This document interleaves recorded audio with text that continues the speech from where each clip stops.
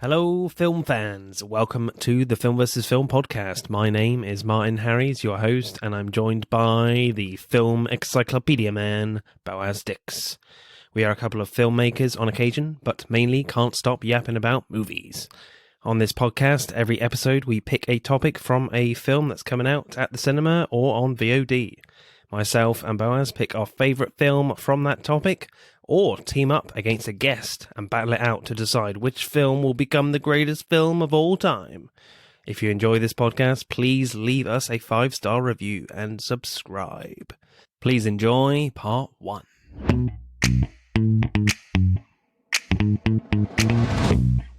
Hello, podsters. This episode, we are not having a look at cinemas because there's a lot of CGI craziness going on, so we are going back to one of our legend episodes, our third one this year, and we are talking about the legendary John Carpenter and having a look at his films.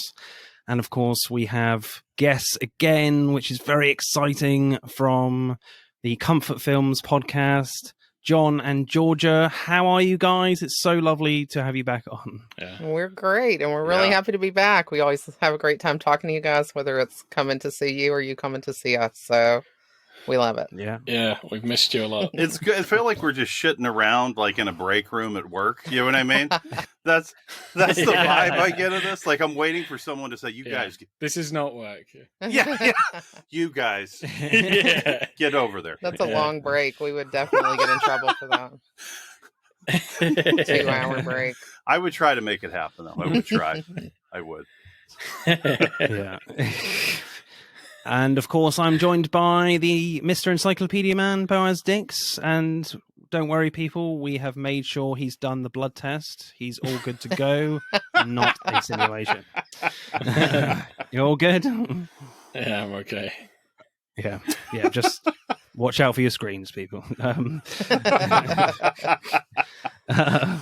Guys, tell us about your podcast. We had the honor of being on your podcast talking about Predator. But yeah, give us a little rundown of what your podcast is about and where can we find you? Sure. We are called Comfort Films Podcast. You can see us on our website, which is comfortfilmspodcast.com. We're also on pretty much any other podcast platform. Most people listen to us on Apple or Spotify.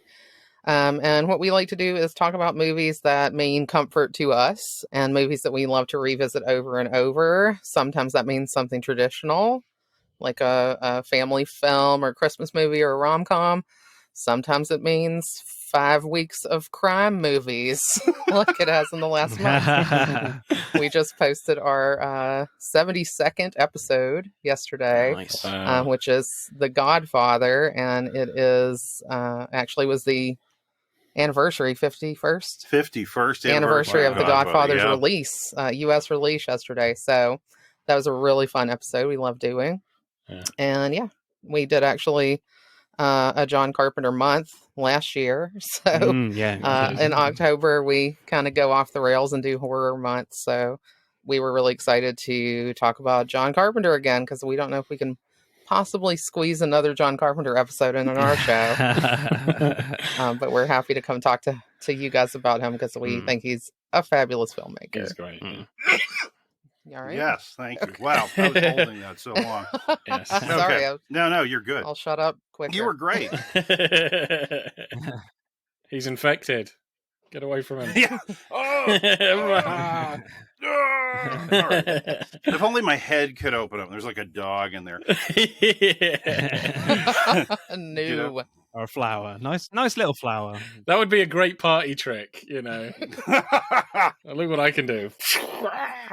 I would love to turn into Wilford Brimley. You guys' podcast would be the most popular thing on the planet at that point. Yeah. If it's Wilford Brimley without a shirt, I mean, I think is such a wonderful part That's of the like thing. right on the same level. It is. That's Yeah. when we think of our podcast, I think of Wilford Brimley without a shirt. That's just me. I don't know. I don't know. You can take a look. We do a lot of weird stuff on Instagram. You can take a look at us there. I'm sure you look just as good without a shirt, man. Oh, I look good, but not as good as Wilford. Okay. You know, he's got the oats.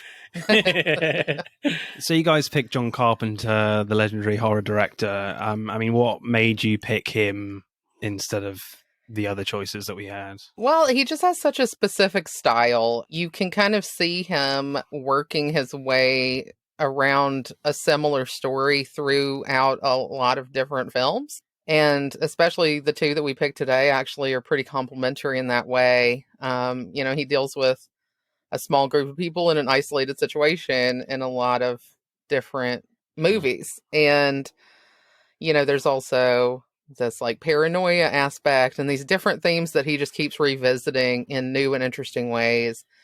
And we also love a low budget film. A lot of times we love to see somebody really doing their best without a lot of resources. And I just think Carpenter does that just about better than anybody. He's still able to bring out his themes and his style, even though he doesn't have, tons of CGI and tons of money, to work with. Well, what he does have is he has like a dedicated team. And for us with Assault on Precinct 13, I mean, bringing into Carpenter, it's the teamwork that really shines through in his films. When that is happening, whatever the budget may be, you can always feel it. You can feel that this is a community. This is like a village that made these movies. Yeah, and they also almost have like a DIY kind of a sensibility. Yeah, we love that. And, we worked on independent film ourselves and things like that. So it's kind of like seeing somebody like us that actually made good. So we love that. That's a good point. I like that. Yeah, I mean, we've made a few films ourselves, and I'm always trying to think of like, okay, how can we make this work with very, very limited resources that we've got? So, no resources. Practically. Exactly. A lot of location work and trying to get Boaz to do crazy stuff. Put crazy shit on my face. So. Yeah. You guys should put this shit up. We want to see it. We heard, let's see it. Put it up. Yeah, we should. Yeah, it's on YouTube. Yeah, I'd love to see it. Please don't laugh. But yeah, I think John Carpenter still has like a great presence in cinema now. I know he doesn't make films now, but I remember this quote from Jordan Peele recently while he was promoting his film Nope. Someone asked him, are you like one of the great horror directors now? Are you becoming one? And he's like, well, no. Have you seen John Carpenter's work? He was like, no, don't put me in that bracket yet. No way. John Carpenter is still the man. So I really liked that comment. I was like, yeah. Just there's so many great films from Carpenter. And as you said, there is some kind of like little political angles that he goes with in his isolation style movies. And I always we picked Predator for your podcast, and that's a very similar thing. And kind of the opening of both those films are practically the same. I saw your reel that has both openings. So it was kind of cool to pick that film for our choice. But what is your choice, guys? Comfort films. So we picked Assault on Precinct 13. This was really like his first kind of movie. Yeah. Right? I mean, he did Dark Star before this. But that was also he and like Dan O'Bannon. And they were film students and stuff. And this is kind of the first time he worked as a director for a studio type film, even though it's kind of indie. And had like a bigger budget. Oh, much bigger. I mean, Dark Star. Although it's still not even $1 million. I think he said it was like 900,000. No, I think he said 100,000. Oh, 100,000? Yeah, I mean, oh my God, insane. even smaller. Like for Dark Star, it was a weekend project. They would work, then they would get money so they could go and keep shooting some more. Wow. And so it was something where this film was really John Carpenter in the driver's seat as director. Because when you look at Dark Star, they said that it wasn't just John Carpenter's sensibilities that were in there. It was also Dan O'Bannon. So in terms of the vision, it was more of a shared vision with Dark Star. And then with Assault on Precinct 13, we really come into John Carpenter's, roots. And by that, we mean, of course, Howard Hawks. Yeah, and he defines a lot of what becomes his style. This movie, because it is like a Western inspired kind of thing with kind of a thriller horror element, political. Rio Bravo in there, I guess. Yeah. Yes. Yeah. Oh my God, the Rio Bravo connections are crazy. And this is also the first film that he used Panavision, which he used on every single film. It's only the first film that he did, Dark Star, and then The Ward, the bookends. Those are the only two that aren't in this Panavision. And that was his thing, because he was happy to, take a lot less money on a lot of the other aspects. But he said, I want Panavision. I want the best developing place. I want the best place for my music. Yeah. And you can see it, because, I mean, when they do these remasters, I mean, you can just see how good, the work was. Well, and I would also say, like, this is one of our favorites of his catalog. I mean, we pretty much love most of his movies. Oh, I think with a couple of maybe exceptions. But overall, we find a lot to love here. And we went to an event here in LA in October, actually, where he was signing things. And I brought our Blu-ray of Assault on Precinct 13 and had him sign it because awesome. I love this movie. And it's just it's a great example of what you can do without much to work with, resource-wise. And it's just smart. Have you guys been to Anderson then, or is it fairly local to you? Does Anderson exist? That's a great question. Oh, right. I don't know. I don't know that it's an actual place. It could be. I don't know if it is I'm either. terrible with geography. Like, you don't even want to ask me directions to go down the street. Same, yeah. They're filming locations. I mean, they film in several different places here. Right. I guess we watched some background info here, and kind of this ghetto type area is in South Central Los Angeles, and they actually filmed it there before they built the Century Freeway. So that area is now a freeway. The really awesome kind of decommissioning police station, this kind of great looking Art Deco building, is, I guess, the old Venice police station. And at some point in the early 2000s, I guess it still existed. I kind of want to look and see. But a lot of these places do look familiar to me. Like when Austin Stoker is like leaving his house at the beginning, that's in East Hollywood. I feel like I've seen that street before with those nice kind of houses on it. And then, he drives through the worst part of town. But they did a pretty good job, like, I think, finding places that looked desolate, even though there's nowhere in LA that really looks desolate. The perfect example is when they look across the street from the police station. That's actually on Ventura Boulevard, which is a really nice area. An hour drive away from Venice, probably. So, and it's a nice parking lot. The parking lot looks scary in the movie when we see it across the street, and you see all the the gang members running in. But it is just like the parking lot, I think, of like an old tiki bar, I believe he said, or something. So it's pretty funny. But they're using, I think they have like 4 kind of different locations just in that one park, because they have the establishing of this building, which is this cool building in Venice.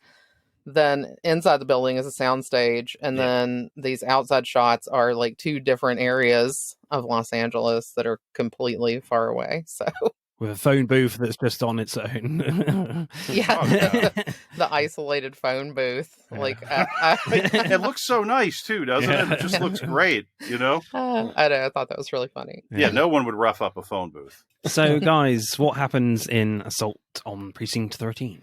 So, if I can distill it to the most simple story, basically we have a gang, which Tommy Lee Wallace in the commentary referred to as like the UN of gangs, because it has like a really multiracial, perfectly selected group of members. They are retaliating against the police who have killed some of their people at the very beginning of the movie. I think it's because they steal a load of assault weapons, don't they? And so the cops shoot them. Yeah, but, they really take that as a major affront. And they decide to retaliate against the police. And they're riding around, just meaning to cause havoc. And they actually shoot a little girl. The little girl's father then shoots one of them. And now the retaliation is on him as well. He runs into the nearest police station, which is actually being decommissioned, and they have very few people, very few resources. And at the same time, a prisoner transport has to stop, and the closest police station to them is also this decommissioning building. So they drop out 3 prisoners, put them in their holding cells, and at that point, the siege begins. The rest of the movie is pretty much that, a siege of these zombie-like, non-speaking gang members against these increasingly few people in a decommissioned police building. Well, and the cops and criminals have to work together, and it's interesting. Well, what's wild about it is like the influence of the story is like it's a cross between Howard Hawks' Rio Bravo and also Night of the Living Dead, which is really wild when you look at it, because all of the gang members, are just kind of these faceless things, and they just come at you.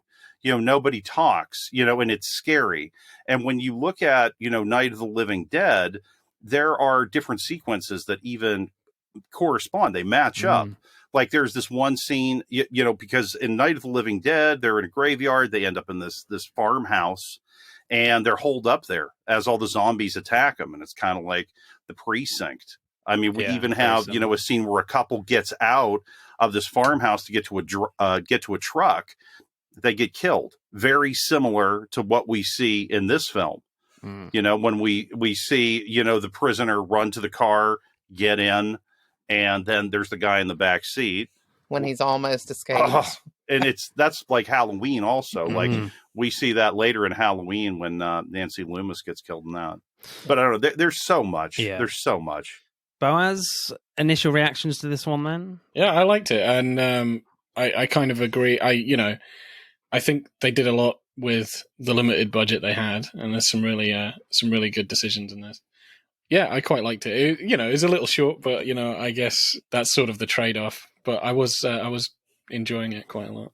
Yeah, I really liked it as well. I've seen this before many, many, many years ago. I didn't remember it too much. But yeah, it's got some really interesting themes on morality and things with the 2 prisoner characters, which I found really interesting. But you can definitely see in this film where Carpenter's roots are coming from, and where the basis point for his development of the rest of his career has come from, You're like, oh yeah, that's kind of a little bit like this one, and but we'll get into it. So directing then, the opening scene is really interesting to me because firstly, it really sets the tone of this film where the cops blow away this gang with shotguns quite violently. Secondly, the cops are faceless. You don't see their faces at all. You just see them holding their shotguns. That's about it. It suggests that the police are not necessarily the good guys here going in, but I think it just sets up this revenge angle for the gang. It's just a very interesting decision from John Carpenter just to show the shotguns with a very tight angle on these cops. So did you notice that? Well, yeah, because the way that we see the gang members killed, it's like they're corralled. It's almost like the way that cattle will go to the slaughter.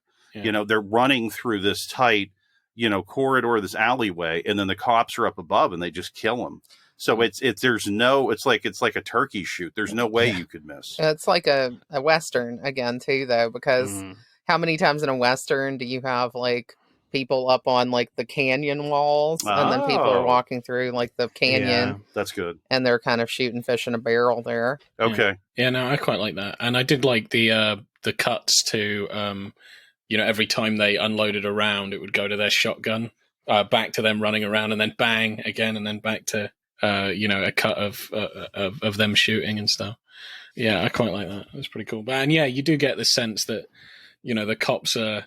It's like this sort of scary other, and then you kind of feel sympathy for the criminals, but then you get that reverse through the rest of the film, how the criminals are just like this faceless other, and you're really close with the people. Yeah, I just think that's kind of interesting. So this is not a horror film, and John Carpenter hadn't made a horror feature yet, but you can definitely see this horror sensibility in this film when the gang chases Martin West down the street at night. the gunmen are barely visible in a big wide shot as they slowly come for West, and just that big wide shot of all the gang across the street pointing their guns at the precinct as Martin West like runs in, and then later Cheney looks out the window and sees nothing at all. You know, that's had a very like Halloween feel to it to me, which of course was Carpenter's next film. Pretty much very similar narrative style there to Halloween. I really like that. They also had Rio Bravo. This was really interesting because we went back and we did that. There are scenes in that at night where, you know, there are guys going out on patrol in this town, and it's very scary. There are creaky doors. You know, there's like an animal, and it turns out to be a donkey, which is pretty funny, which scares the hell out of John Wayne. You know, so it's like you have all these different things. You have a shooting in the night. You have, you know, this chase. The biggest thing that we saw that really carried over from Rio Bravo was in the film, you know, of course, what happens is the police, you know, they're trying to go to the precinct. This is very near the end of the film. They're trying to find out what the commotion is. They don't see anything at the precinct. Then they hear something and like, what is that? Is this rain? And then they look and they feel that it's blood, and they see that, you know, up above, it's like a telephone line man hanging there. So in Rio Bravo, what happens is in one of these night scenes that I was talking about, John Wayne and Dean Martin are out, and another one of their team is killed. He's murdered, and he runs into a bar, and they want to find this guy that has muddy boots, and all the gang is there. None of them have muddy boots. And then we get this kind of wide shot, and we see up above on the balcony, the bad guy is actually in the shadows. So we know that he's there. And we also know that Dean Martin had shot him prior to him entering the bar. So he's bleeding. So Dean Martin's going to give up. He's going to have a drink at the bar. There's a glass of beer on the bar. And what happens is the bad guy upstairs is bleeding so much, the blood is actually dripping into the beer glass. Oh, yeah. I remember now. And so then it's like, oh, okay. Then, you know, we get him. So it's like a direct callback to Rio Bravo in Assault on Precinct 13. I love how he does that. Yeah, it's very clever. It's very clever. And I mean, kind of what I was saying back about, you know, that I think we see Carpenter establishing some of his permanent moves. Good way to put it. I mean, I think that the criminals are like a whole gaggle of Michael Myers's, you know, like a non-supernatural group of them, but they're the silent threat, right? I mean, but they're like unstoppable pretty much, at least to the people stuck in this precinct. And, you know, I just felt like he loves that kind of a threat. I especially like how he peppers them in at the start, because you've got the setup, which is like half an hour. You've got all these things to set up to get them together. But every so often, you know, the bad guys are just doing something. And I like, you know, with the first scene where they're where you see them and they're doing a sort of blood ritual. Like, you know, a blood thing. And that's pretty creepy. Then it gets on with the rest of the story. And then when they're practicing their aim on civilians, and he's like lightly pressing the trigger, and you're like, what the hell? And then it gets on with the rest of the setup. And they just keep like showing up, and you're like, oh, this is eerie. And yeah, that does remind me of like Halloween, where even during the setup, Michael Myers is just hanging about, and you're like, what the hell's going on? And the music changes as well. I do like that, to keep like this eerie music whenever they show up, so you don't forget that they're still there. They're going to make an impact at some point. That's actually one of my favorite shots, actually. There's some really gorgeous shots here. Like, I love the shot where the camera's like mounted on the back of the gang's car. Like, the late afternoon light looks amazing on the car. Then, yes. Then a massive silencer on a rifle comes out of the window slowly. And it reminded me a lot of, like, early Bond movies where an assassin shoots someone. Oh, yeah, and you don't see them. And all you see is, like, the gun poking out from somewhere. Yeah. Oh, that's funny. But then, as you said, Boaz, like, you see the guy, like, look through the scope at random people in the crosshairs, almost pulling the trigger, and it's like a little tease that strong violence is afoot. You know, it's quite intimidating, and just like, oh god, what is going to happen in this movie? But yeah, I would say that's probably one of my favorite little sequences. Yeah, he does a good thing with. One thing that I would say about LA is that it has these great sunsets, mostly because of the pollution. Yay! There's so much like goo suspended in the air that it just reflects the light in a really pretty way. So we use what we have here. So we must stop Greta Thunberg from stopping us ruining the planet. But it's too pretty. He uses that really well, and he also has kind of this documentary style thing he's trying to do with like the screen caps that tell you what time it is and where you are and things like that. Good, so I thought that was an interesting choice that was made.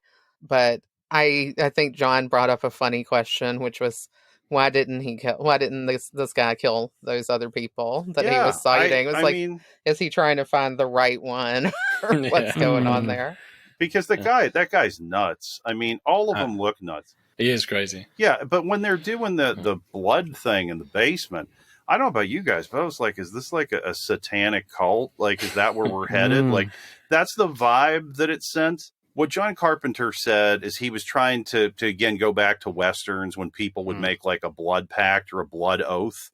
But to me, I just felt like, weird Satanists in the basement from around the world. I think because it was in a bowl. That's where we have like an added complexity, because it's not just like they cut hands and do blood brothers. We used to put the bananas there, man. What are you doing?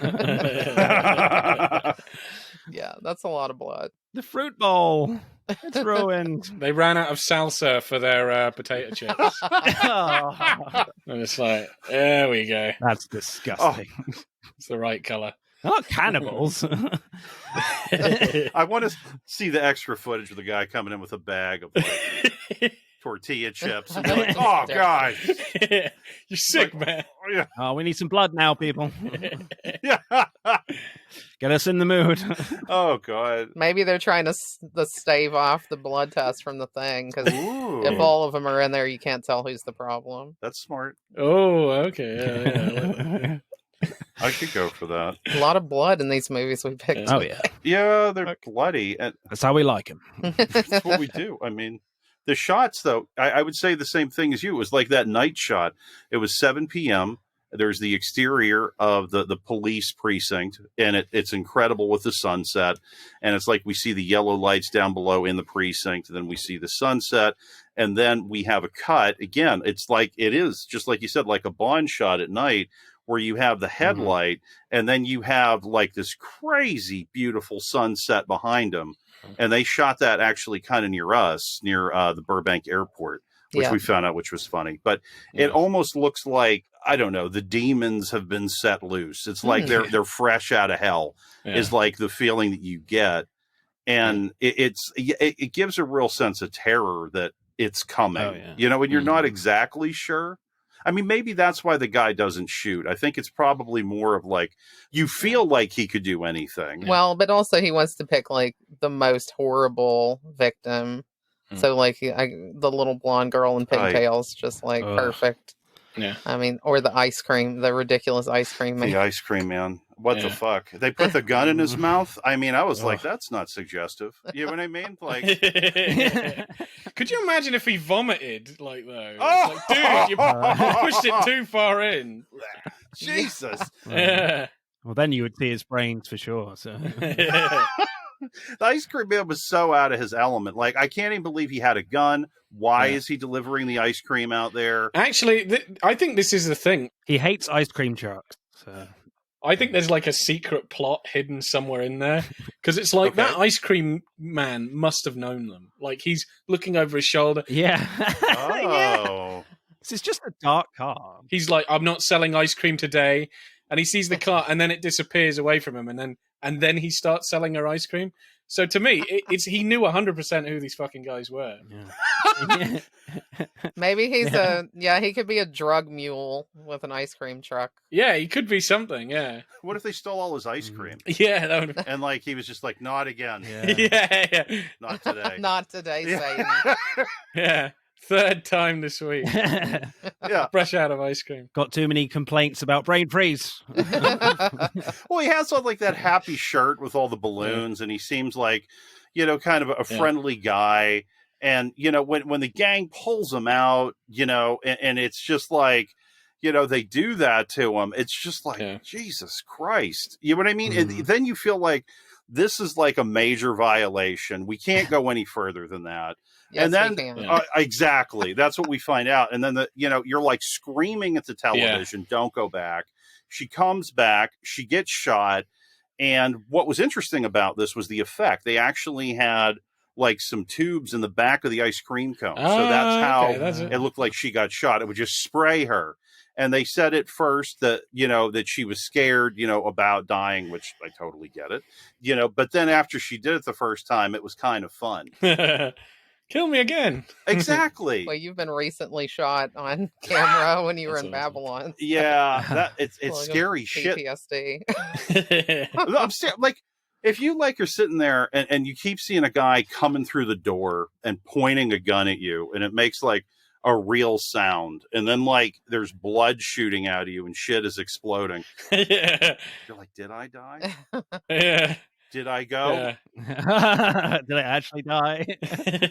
Yeah, you're like, all right, am I cool? All right. That was the funniest thing. Oh no, it's just strawberry sauce. It's fine. It's fun. Well, it was so funny. People would say to me, John, you look like you were really dead. I was like, I felt dead. You felt dead. Yeah, it was there. Yeah. No, although there's a lot of squibs and shooting in this one. Oh, yeah. People flying all over the place. I think a lot of the action has this very like repetitive feel to it, and like added paper flying does the trick nicely in the first assault on the precinct. It also has this like Sam Peckinpah style of gun violence in its repetition, but I'm not sure it doesn't quite get there for me, I don't think. But like the creativity of the last action scene I thought was interesting, with Wilson and Bishop holding up the sign to make like the hallway shorter, and the smoke bomb blocking the view of the bomb created some great tension there. So you definitely feel like the scope that Carpenter is trying to achieve here. Like the film is a nice like warm-up film for what's to come in Carpenter's career, I would say. But I love that shot when the police enter the precinct at the end and they wait for the smoke to disperse, and you see our characters stand there still hoping that they won't get shot. That was great. Oh, yeah, that was good. Yeah, I was going to say with the little girl, I also like how it was done, where it was so sudden and the guy just did it like he's swatting a fly. Like there was no like there's been building of suspense throughout that point, but after he shoots that guy and she comes in, just bang, just shoots her, just like nothing, and then goes back to him and bang, and then he just walks away, just like nothing happened. I think that's pretty good. Like whenever they do stuff like that, because you don't expect it, because too many scenes like that, they'll try and draw it out for effect. But I like that it's just done like that, because this guy just treats life. Yeah, he treats life like it's nothing. So. I didn't think he was dead. When the father caught up with him and shot him at first, I'm like, he has a vest on. Yeah. I've seen this a million times, and I say this every time. I'm like, I don't see any blood. I think he's just going to get up and get the dad. Yeah. Yeah, I thought so as well. And I thought it was kind of a shame, because up to that point, he was like the coolest looking villain. Like you think he's going to be the villain. And that did really cut a rug under me. I was like, man, he would have been a really cool end antagonist. Like there's something about him. But yeah, so I thought that was a bit of a shame. But yeah. I actually did really like the camera, this one particular camera usage when the dad is driving through the night, when it gets to dark, and he catches up with the car. And I like that you have a camera angle, like I can't really explain it. It's like it's on the axle of the wheel, or it's like attached to the car, the camera is. Oh yeah. Yeah, and like I just like whenever that happens in a film. I think I was acutely aware of it when they did that in one episode of Breaking Bad, of like attaching a camera to a car axle. And it's just one of those things like I don't see enough, and I just thought that was a really cool a cool shot. Would that be your favorite shot, Boaz? I think that's probably my favorite shot. Yeah, not my favorite scene, but my favorite shot. I just like when they do stuff like that, just attach a camera to something that you don't usually attach a camera to. Georgia, favorite shot or scene? Oh gosh, there are so many. When we watched it a couple times, and the first time I had a totally different one than the second time. But I think that my favorite scene is probably when the attack starts. Laurie Zimmer has to go down and let out the prisoners because they're trying to get them out and also get them to help. And just that entire sequence where she's down there, it's like really harrowing. Yeah, she's trying to open the door and let these guys out, and there's so much noise and all this, and then the guys start coming through, and she gets shot in the arm, and at first is like shocked, but then like Napoleon Wilson kind of springs into action too, kicks him and he's such a great character, and this is when he really starts going for it. So I really like that, and of course like that kind of feeds into the next part where he's like holding the door to keep them out. He has to let it go to grab the shotgun, and then instantly just blows away the guys that stream through the door, which is really cool. Yeah, that's like again Howard Hawks. That's another Howard Hawks move. And also they have like all these cigarette references, which are big in Howard Hawks' films. There's always something about cigarettes, like in Rio Bravo. You have a cigarette, you have tobacco. We need supplies. We need tobacco. It's just like, okay, like they keep that bit going. But I think the reason I like that scene also is because we're finally getting some major action starting, because it's a very slow build, this movie. And, we listened to a Carpenter commentary, and part of that, I guess, is because he kind of needed to stretch it out to make the movie longer. It's only an hour and 30 minutes at that. And we kind of looked at the time code, and Martin West doesn't even show up at the police station until 40 minutes in. So we're almost halfway when things really start cranking up. Yeah. So I liked, we're finally getting the action to start ratcheting up. Yeah. And it gets really interesting. Yeah. I thought Martin West was very sketchy as that father. I didn't trust him, and I didn't like him. Okay. I just didn't like anything that was going on with him. I think when he started and he's talking to his daughter about like what she should say to, I think, her mother or something. And he's really worried about the cops, where she's like, oh, we can ask a policeman for direction. And he's like, nope. You know what I mean? He's like, your teacher does not know what she's talking about, that you can trust a policeman. And I'm like, why is he so sketchy around police? Right. So I thought there was going to be something about that, but that never happened. John, favorite shot or scene? Favorite scene for me, I'm torn. But I think what I'd have to go with is the very ending. I think the scene between Austin Stoker and Darwin Jostin, when they're talking about leaving the building, and it's decided that he will come out with him. Yeah, that was good. I think that Austin Stoker, that is my favorite work from him in the film. When one of the cops comes in and tries to chain, Napoleon, and he's like, no, leave him alone. The cop comes again and he pushes him hard. And he said, no, leave him alone. Like, he really puts the guy in line. And there's this moment where, these two guys, they are equals. And that's kind of, I feel that that's been a struggle throughout the film, because we have law enforcement and criminal. But at that point, we feel completely comfortable with Napoleon. I mean, he's had, many opportunities to leave. He's had a loaded weapon. It's like, it's crazy, the romance with he and Laurie Zimmer, which never has like any physical component. The biggest thing that we have is she puts a cigarette in his mouth and lights it. Yeah. But it's just like that. The non-verbal acting is so strong in this movie. And that final piece with Stoker and Jostin when they're walking out, I mean, I'm just like, wow, these guys are awesome. Yeah, and Napoleon is such a proto kind of Carpenter hero. Like Snake Plissken. Yeah, he's like pre-Plissken. Call me Snake. Instead, we got sardonic, gotta smoke guy. I like gotta smoke. It reminds me of like the got milk ads. But he's he's got like all of these one-liners, and it's just the kind of anti-hero type that Carpenter really depends on in a lot of other movies, and I like that. Boaz directing the score. What shall we go with for Assault on Precinct 13? Oh, I'm thinking like a 7.8, 7.5. Yeah, it's 7.8, I guess.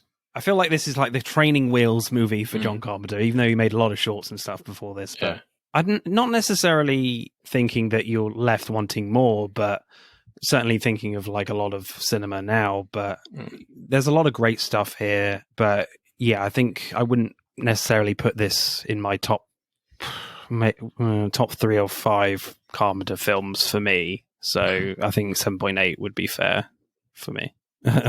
Guys, Comfort Films, what's your directing score for Assault on Precinct 13? We went a little higher than that. We had initially gone even higher, but then after we heard Carpenter's commentary, he kind of convinced us that it wasn't as good as we thought. He doesn't, he sees all of his mistakes and we're like, oh, wait, I didn't notice that. But we still went with an 8.5 here. Okay. Just because, again, maybe we're grading on a curve a little bit, but the resources he had available, the fact that this is his first movie, like real movie, we thought he really did a lot with very little here. Yeah, it's definitely a training wheels movie, but yeah, we went 8.5.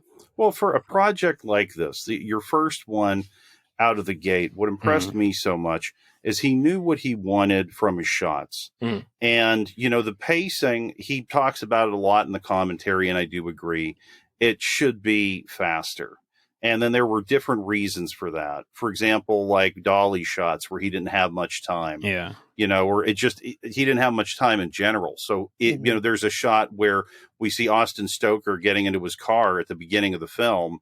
And like John Carpenter's like, okay, pick up the pace. But he couldn't do anything because that's, he only had the one shot. Yeah. Because he doesn't, film costed a lot of money at the time. So he only has so much he can do. And he did a lot with that. And he's very confident in his choices. I quite like the pacing. Certainly in the beginning, I do love a slow build-up film. As this is very much based on Westerns, as you say. And for me, with Westerns, the slower the better. Like, the good, the bad, and the ugly is as slow as you come, pretty much. That's true. And sure. I kind of like that. I guess with the pacing stuff, with the dialogue sometimes, maybe as we're going into screenplay now, like the dialogue sometimes could be a little faster, I would say. With a lot of like the wide stuff and that first 30 minutes, like I really enjoyed that stuff of their slow build. I get a kick out of that, and I do really enjoy that. I think the only thing I would add with like the child murder with screenplay is that I did not expect the child to be the first person that dies in this film. I was like, oh my God, that was so shocking. I think I did gasp out loud rewatching this for this podcast. It's still very shocking today for me. It's definitely shocking. I mean, they were actually going to be given an X rating if they didn't cut the scene.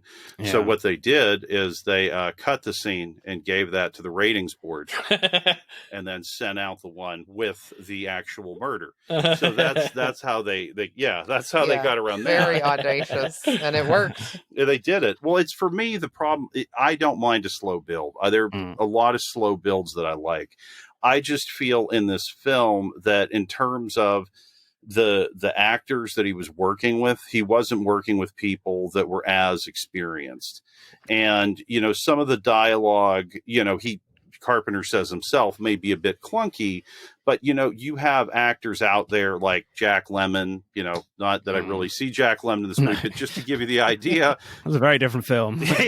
Grumpy Old Men, Assault on Precinct 13, all in the same arena. And it's just like, I feel like if you had someone like that, an actor that worked with, let's say, Billy Wilder, for example, where you couldn't change a single word and you had to sell it, I feel that it would have filled out better for me. I think the reason that Carpenter talks about faster pacing, particularly in the beginning, is because if you are able to minimize the screen time of some of these folks, it actually would make their performances seem much stronger.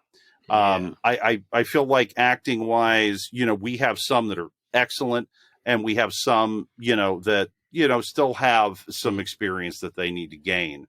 So that's my thing with the pacing. I feel like when we do finally, get underway, with the shooting, with the actual siege, I feel like I'm locked in. Yeah. Until the end. For sure. I always find it great when a film forces like good characters and bad characters to work together. But in this film, as you're watching it, you have like Napoleon Wilson and Wells like stuck in the cells after the first attack. And you're wondering, when are they going to let them out to help? Because they clearly need it. You know, they're massively outnumbered. And I was expecting more of a debate on whether to let them out or not. But Bishop just decides very quickly to let them out before the second attack. But the disagreement and tension happens between the characters after that second attack, and whether the prisoners should stand and fight or just run for it. And they discover a way out through a manhole, which is near a car. And it very much separates Wells and Wilson's characters morally. Wilson is willing to help, and Wells is scared and willing to kill Lee. And Wells begrudgingly ends up getting to the car, but the little conversation he has with Wilson before he goes into the tunnel suggests he might just leave them stranded. So it's great that they don't go down that predictable route with a discussion before they let them out of the cells, but rather the route that creates more interesting character work to set up Wilson having a moral code, and he understands that they're all in this together. So I kind of like that. A little change up of predictability for me of what we've previously seen in these types of situations. Yeah, you felt like time was really present. Yeah. I mean, I think, we have that with the timestamp, and then we also just have a feeling that these guys could bust in at any second. So there's no time to really debate this. And that's what I like so much. I mean, the economy, I think, is the biggest word that I would use with this film in all ways. Laurie Zimmer's character, I mean, Lee, incredible. I mean, she gets shot in the arm, I like that. Doesn't even flinch. Then she shoots the guy. I love that we have, strong female characters, another thing from Howard Hawks, that we see. In Rio Bravo, there's like this romance between John Wayne and Angie Dickinson, and there are some physical aspects to that, but they're able to really sell that kind of a smoldering chemistry that we see between Wilson and Lee. This movie is all about showing you and not telling you, which I really, really like. Absolutely, yeah. Yeah. Yeah, that's true. I think the manhole was very convenient, however. He even says it. Yeah. He even says it, yeah. Like, why is there a trap door kind of thing that goes into a manhole? I don't know. Yeah. Bizarre choices. I did like that idea that he was never going to get away because they have a guy in the back seat the whole time. That was quite a great reveal. But yeah, it's interesting with like the differences between Wells and Napoleon Wilson, because Napoleon Wilson does seem like a pretty scary guy. Like when he has those conversations on the bus with Charles Cyphers is the actor. Yeah, Charles Cyphers. And he's trying to figure out like why you like this. And, he has this whole story about a preacher says there's something off about you. And then he kind of proves it in his past. So there's a lot of like ambiguity with Nelson, but with Wells, it's very much, I guess, a little stereotypical with he's the scared guy that doesn't really know what to do and just is very selfish in his plan to just trying to get out alive and screw these guys. Whereas there's a lot of kind of back and forth with Napoleon. Like in the beginning, you're like, you don't really have a big handle on who this guy is. Is he going to help them or not? So I do like kind of the writing in there as well as his performance. Well, we see it from the beginning. That's one of the things that I like is we go into the prison cell and there are a lot of dolly shots, but our first shot of Napoleon is not only a dolly shot, but a zoom.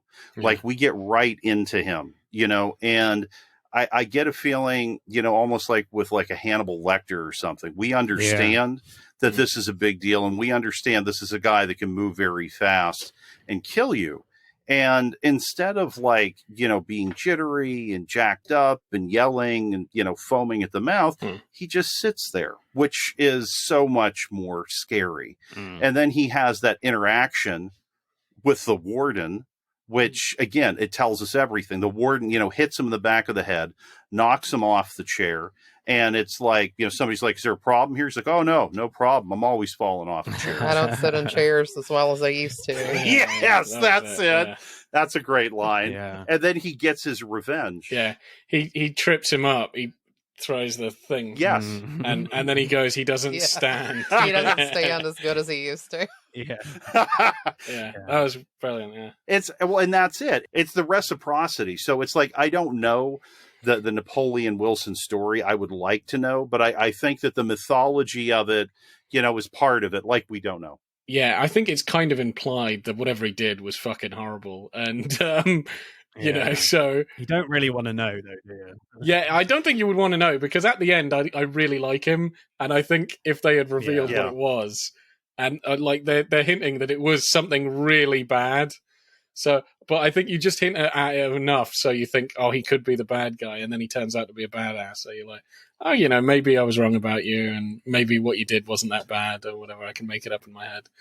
When they bring this type of character back with Snake Plissken, they do kind of make the backstory, so he's a robber, yeah, like what he did, and you kind of retcon it, so it's not as bad, so But I think to keep it ambiguous, if you want to in your head have him like he's a horrible anti-hero or he's selfish, then you can have that, but you can also have the version that maybe he's misunderstood or maybe what he did wasn't too bad or whatever. You can sort of make up the backstory. I think about Con Air. Yes, almost. exactly. Yeah, with exactly. Steve Buscemi's character, Garland Green. Yeah. Who's I'm not thinking about that. Well, guy. that's who All I'm thinking about. He's like a horrendous serial killer. And, Oh, yeah, that was bad. Yeah, I remember that. He escapes and meets the little girl, and you're terrified he's going to eat her because he's a cannibal or something. He seems like the nicest guy. But he's just nice. He plays Barbies with her, Yeah, right. Funny, They have a tea party. That's terrifying. I was actually thinking about more along the lines of the Nick Cage and Con Air. Like he, I felt like with what we saw with the Warden and how that worked, maybe that was the situation that he ran into, is somebody fucked with him, so he fucked with them back, but he went too far. Now, again, maybe that's just me, because like you, Boaz, I like the character, and I'm trying to think the best of him. He's our friend.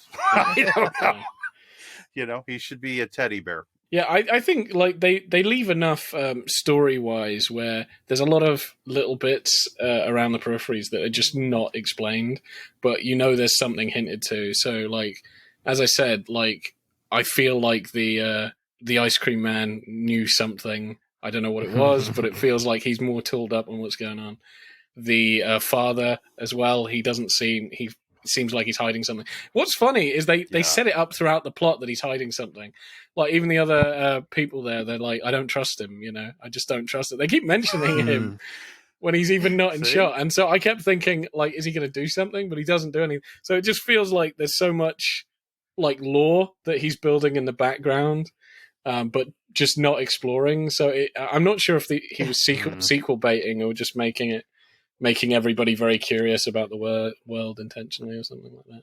It is interesting that they kind of sideline Martin West and Charles Cyphers. I think it is the guy on the bus. He gets shot very early on, Cyphers, and he had quite an interesting relationship with Napoleon. Yeah. It would be interesting to see if they could have maybe had him kept him on a bit, live a little longer. And with West, it was kind of very strange that he's pretty much sidelined and very completely silent, like the guys outside. You don't really see him.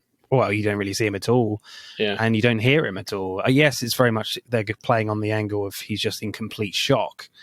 I'm not sure you would see that much these days, completely sidelining these types of characters. I kind of understand why they do it, because it makes them feel more alone in this situation. But it's an interesting decision from Carpenter there. Would you have wanted to see those characters a little bit more? Or yes, I think so. I think there's a few characters that I think you do a good point that the I can't remember the name of the character or the actor, but the guy that's on the bus that's escorting Napoleon, he does seem to want to connect with him or whatever, or understand him. I thought that would have been a really interesting dynamic if him and No Name Spies, Napoleon Wilson. Yeah, Wells. Yeah, him and Wells have like completely different views on Napoleon. Do you know what I mean? Yeah. Oh, that would be interesting. I guess Starker is the name of the Charles Cypher character on the bus. Yeah, never knew. I don't remember that. I just keep calling him Charles Cyphers, but me too. Because he's a regular with John Carpenter. And he's in Halloween and other things. Going back to like the acting note, he's Brackett, Sheriff Brackett. Yeah, he also was in The Fog, and then he's in Major League, not a John Carpenter movie later, but with Charles Cyphers, he's such a good actor, and he has such a commanding presence that losing him really is a much bigger loss. Like I wish we could have kept him on. You know what I mean, for the Siege. Yeah, but I think partially the reason they get rid of him is because there's this whole like the discussion that Napoleon has with Bishop, I think, about no, it's actually him. So he says, you're a cop, you're either curious about me or you want to give me some shit. And he says, I don't understand. And he's like, oh, you're curious. And so I think he kind of serves the role of kind of being the person who opens Wilson up for us a little bit. But once we get to the Siege thing, there's really no opportunity for exploration of character and trying to decide if somebody's good or bad. You just kind of have to be decisive. And Bishop is, pretty decisive and just being like, look, I don't really, he doesn't want to, have the guy be a bad person who then, attacks from within. But at the same time, his options are limited and he can't really take time to think it over. Well, you kind of get separated a bit morally with the fact that Wells is kind of a real coward, moral coward, and Wells makes Wilson look better than he actually is, maybe. True. So I think they kind of work it through that angle when Stalker dies. Tony Burton is such a good actor, though. He was in 6 Rocky movies. No, that's Wells. The other prisoner guy. Yeah, Wells. Isn't that crazy? Yeah. Like, because like I like him so much as an actor. Okay, I know, like, he pulls a gun on Lee. He's going to escape. We have some questions here. I don't know what it is. I don't know why, but like I trust him. Oh, really? I wouldn't trust that guy. No way. I love his acting. Yeah, no, I thought he acted pretty well, yeah. He was great. I also really liked, because, he turns out to be, a coward and is really just wants to get out of here and, doesn't want it. This isn't his fight sort of thing. But when you first see him, he's like super confident and almost like in a sort of pissing contest with Napoleon, like of who's the bigger badass. Like you can tell he's sort of like, you don't intimidate me sort of thing to Napoleon. But later he's actually sort of and I think he does a good job of acting like the jock and then like he's kind of shit scared. I think he does a good job. And like those are 2 entirely different, modes. Yeah, he would have fit in with like the Predator team. Yeah, I think so. Yeah. For sure, yeah. He would have been great. Where he's like, oh yeah, we're going to fuck these guys up. We're going to fuck this creature up.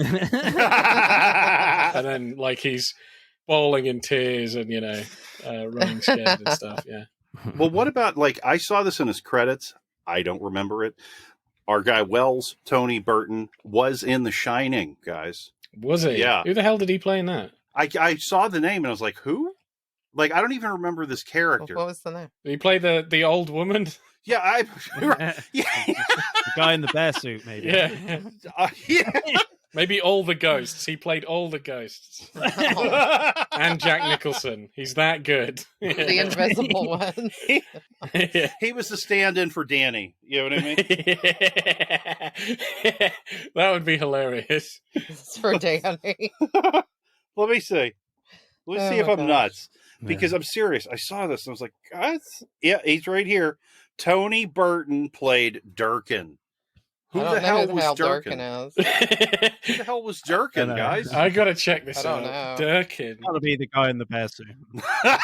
Yeah, that's your money. I think he's that skeleton. I think he's the skeleton we see in the living room there. I think that's it.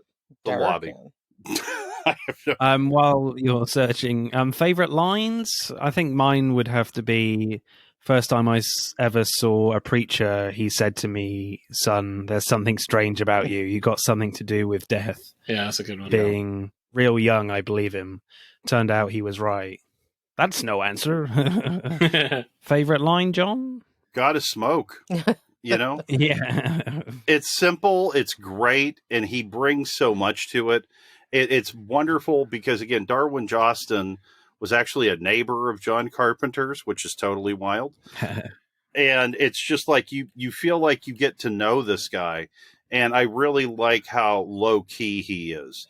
Like, he's lethal, but he's low-key. And these are the people that really interest me. Yeah, gotta smoke. It's different every time. It's funny every time. And when he does get that cigarette from Lee, man, is he happy. Yeah. That's good. Yeah. Favorite line, Georgia? Oh, gosh. Napoleon has so many good ones. He does. Like he says, I was born out of time. Yeah, that was good. Yeah. He says, you look like somebody spit in your socks or something. Yeah. He's got so many great lines. And I can't argue with a confident man. Yeah. I like it when he and Lee are kind of in that room. She only has 2 shots left in the gun. And she's like, should I save him for us? And he says, save him for the first 2 assholes who come through that vent. Yeah. I think I like it because it just tells you who this guy is. Like, no nonsense. He's not going to give up. He's just going to fight until he can't fight anymore. And that's kind of what they need in that situation. So I like that. Boaz? So I like all of those quotes. They're great. I've got one in mind, which was, in my situation, days are like women. Each one's so damn precious, but they all end up leaving you. Only in a 70s movie. Yeah. Oh, actually, there was another quote. There's another quote I really liked where Bishop, Lieutenant Ethan Bishop, yeah, you know that character, yeah, the main character, yeah, where he goes to the precinct. The girl asks if he wants some coffee. Do you remember that bit? And she says black, and he's like, yes, for over 30 years or something like that. Like, because, he's black, and that made me laugh. Yeah, you're the only one who can say that, yeah. I like it because he knows it's a terrible joke immediately, but he couldn't help himself. Yeah, he's like, I'm sorry. Yeah. Yeah, that fits right in because I feel like Bishop is that kind of guy. Like, I feel like he's a fun guy, but he's very dry, and you don't know when he's joking or when he's not. I think I think you would have like that kind of relationship with him. Yeah, very fun character. Yeah, I think actually, that could be another reason why because I do think I like the guy that was because I can't remember his name now, but the guy that first is transporting Napoleon on the bus, that cop, and he dies quite early, but. And, that is a shame. I would like to see more of him. I did like the character and the acting. But if you get rid of him, then you have to have Stoker, who has, like, no experience, take charge. Like, he's the most experienced person on the team. And he has, like, no experience. So if you had the other guy, maybe they'd be in a sort of more organized position. But you have to sort of, learn with this guy who's it's like his first day on the job. So that's interesting. That's a good point. Yeah, that's a good point. It could be a reason why they got rid of him so early, because I did like that character, but it could be a reason of you get rid of the most experienced person like straight away, then they're in a lot of trouble. Makes the situation more dire, for them. Yeah. It's like the corollary between, the Charles Cyphers character, and then there's this guy that brings in supplies at the beginning of Rio Bravo. His name is Wheeler. And Wheeler, once he decides to team up with John Wayne and Dean Martin and do justice, he gets killed. He gets killed in the night. And that's exactly what happens with Charles Cyphers. So it's like, we see him on the phone, then they decide to get out. So finally, when action is being taken, he gets killed, but before anything can come. Yeah. So I feel like that's part of it. And yes, they always want to kill everyone that you think will make a situation okay. And Charles Cyphers is very even. Yeah. Even more even than Austin Stoker. And Austin Stoker is very level too. Yeah, he doesn't panic like at all. It's just like same old stuff every day. It's like, I had this happen last week. This is fine. We can do it. He doesn't care. Well, it's a good quality in a guy that works with prisoners and transport and all this to not be too flappable. Yeah, for sure. Yeah.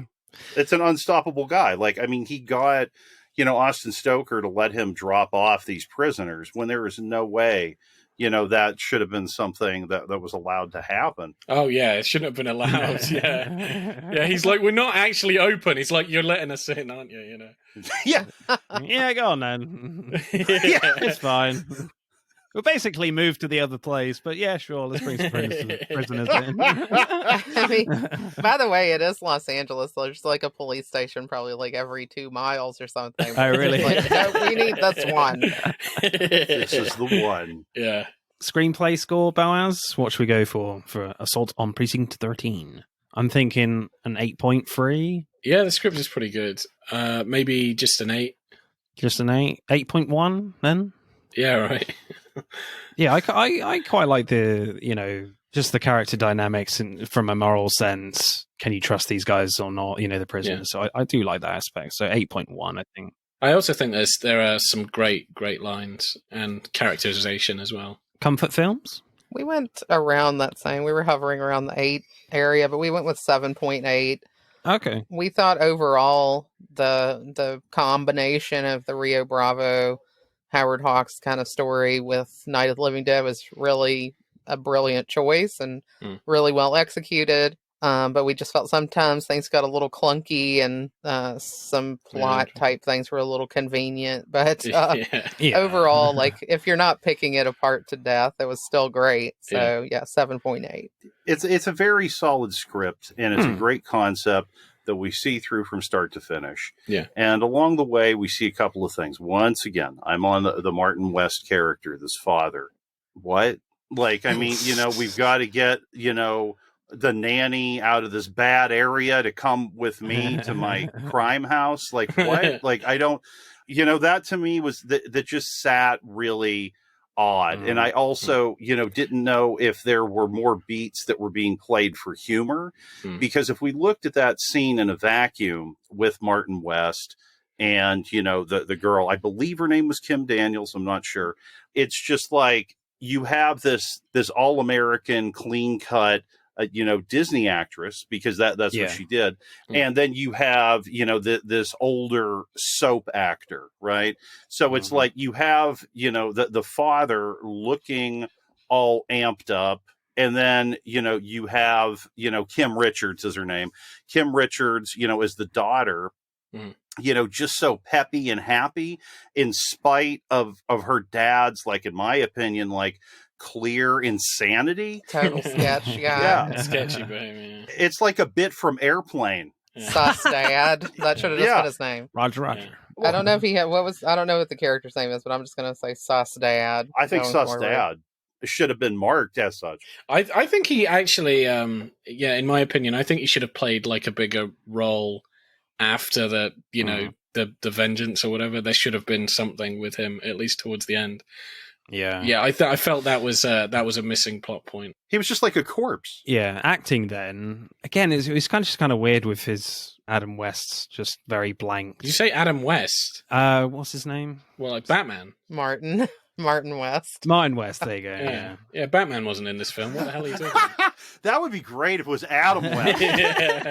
Then it would have been a straight up comedy. I would have been like, oh, of course. Adam West is Sus Dad. Yeah. My dad forced me to watch that show a lot.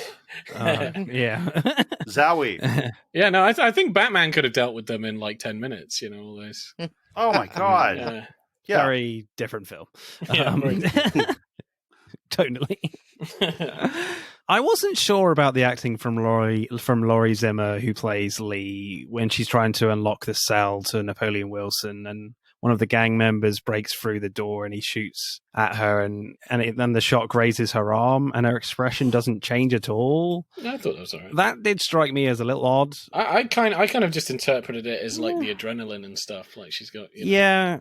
Yeah, so I didn't really have an issue with that. Yeah, I think they were going for this kind of frozen shock thing, but it didn't quite work for me personally. But, I did like it when Napoleon breaks that guy's arm. That was nice and gnarly. That was pretty damn good. Yeah, I mean, well, I think she's also supposed to be like a Howard Hawks kind of woman, like a Lauren Bacall type secret badass or something. Like a Sarah Connor T2 prototype is what I got out of her. Yeah, definitely. So if she took the bullet, she didn't care, She had her mission, and that's what we saw. Because I like the scene where she was like talking down Wells, I think. Yeah, Wells, where she was talking him down. I thought that was pretty badass.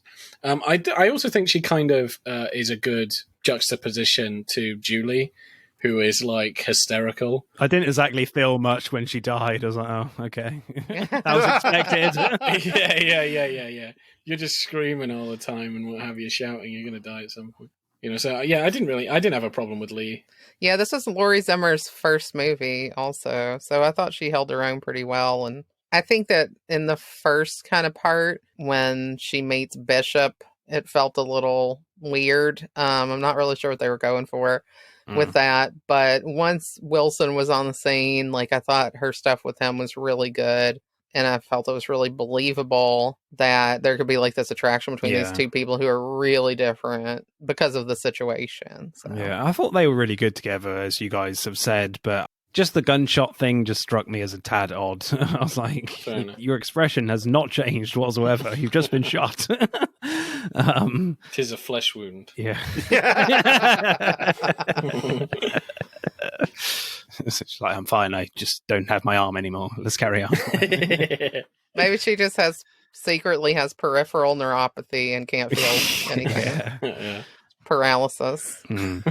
I really liked that moment so much because so many times, particularly in that time period when we saw women in these movies, they were helpless. All we would have is like the screaming and the crying and you couldn't do anything. So I was so excited to see Laurie Zimmer because she has a real presence to her.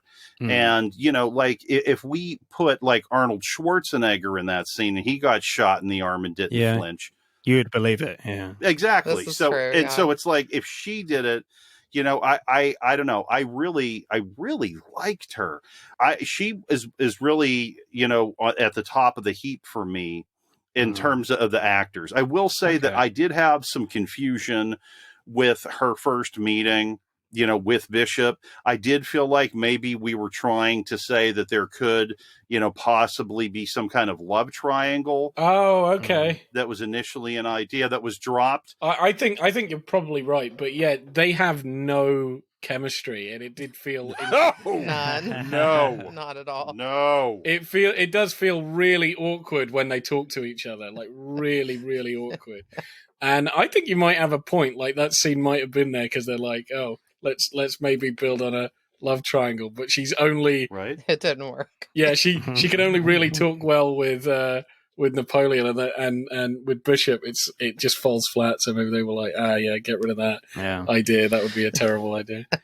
I did really like the acting from the gang near the beginning. There's a shot from inside the car where they're all just prepping their guns and looking incredibly relaxed about it.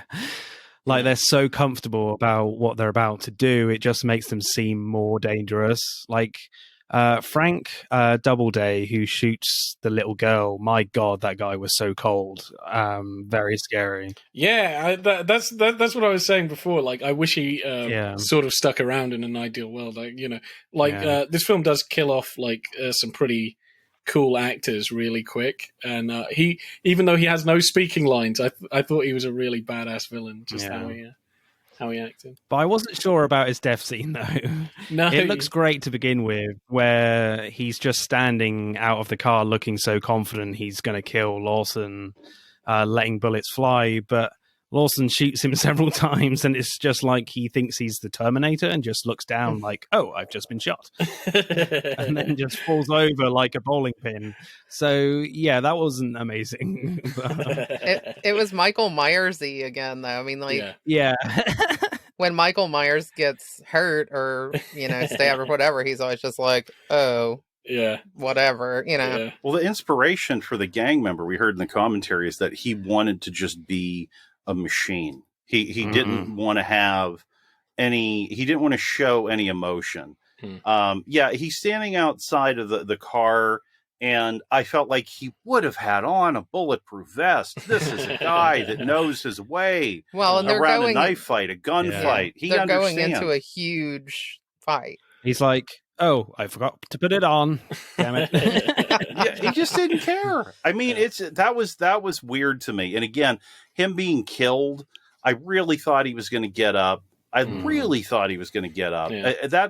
That part for me was like, but again, it's plot driven, because if we didn't have that murder, then the gang would not be chasing this sketchy father to the precinct. Yeah, but I think, like, plot-wise, I would have killed, like, a different gang member. Yes. Because no other one, like, has... Every one of them is fucking interchangeable. And I think just have them shoot any other gang member and just have his creepy-ass face, show up occasionally. What if they shot the Wolfman guy that we keep seeing? Yeah, this guy looks like a goddamn werewolf in the back seat. You know what I mean? Like, I was like, what's up with this guy? Yeah, he's like, wrong movie. Yeah. He got lost from, like, the set of Thriller, Michael Jackson's Thriller.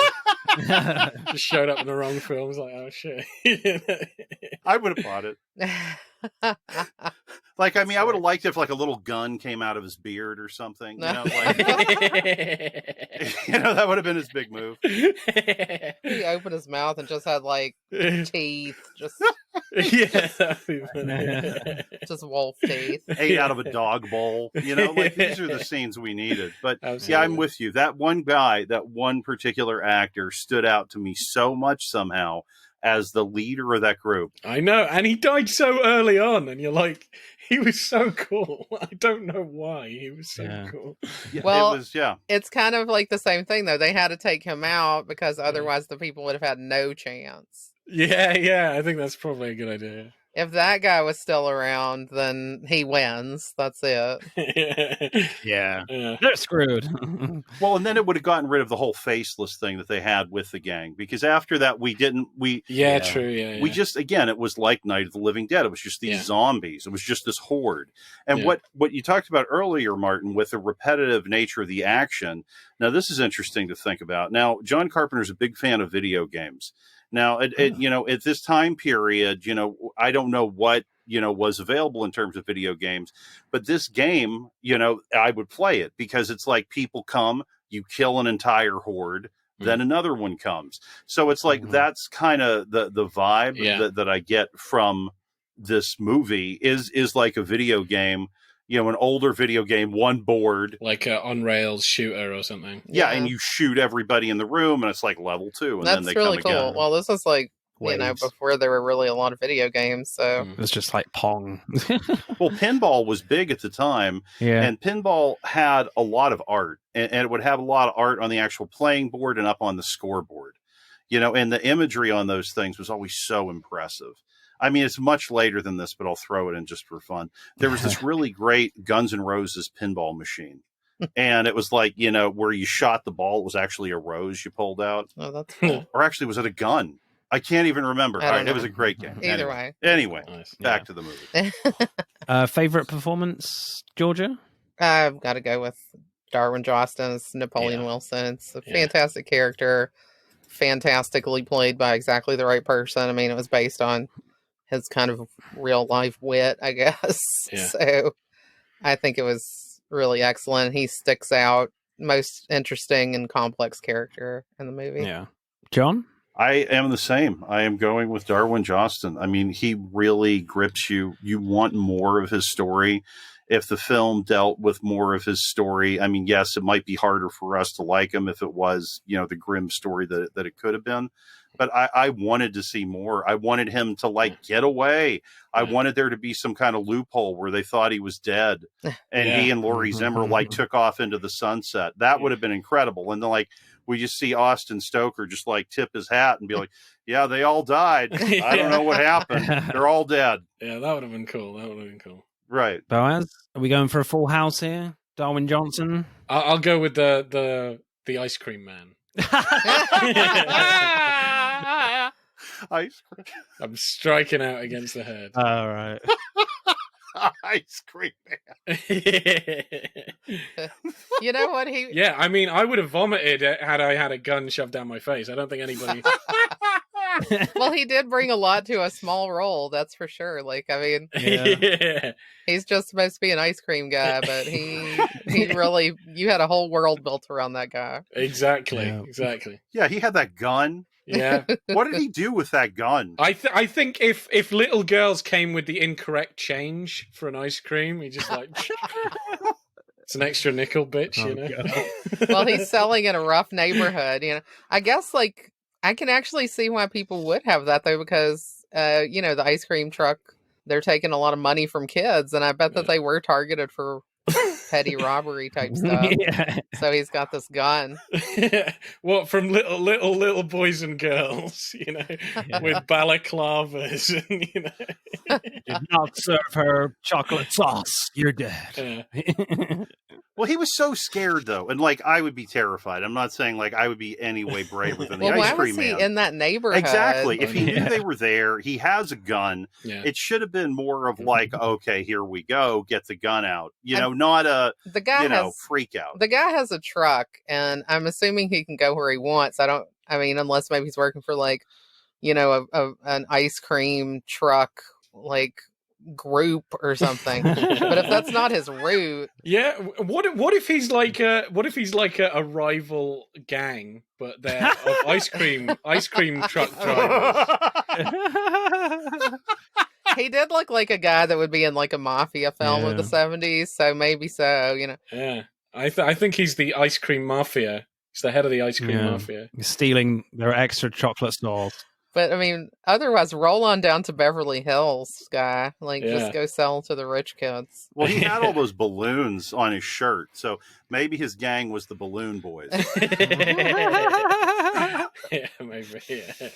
That's great. And they pop the balloon. I don't know. But we need a spin-off of the Balloon Boys. Yeah, absolutely. Ice Cream Van prequel.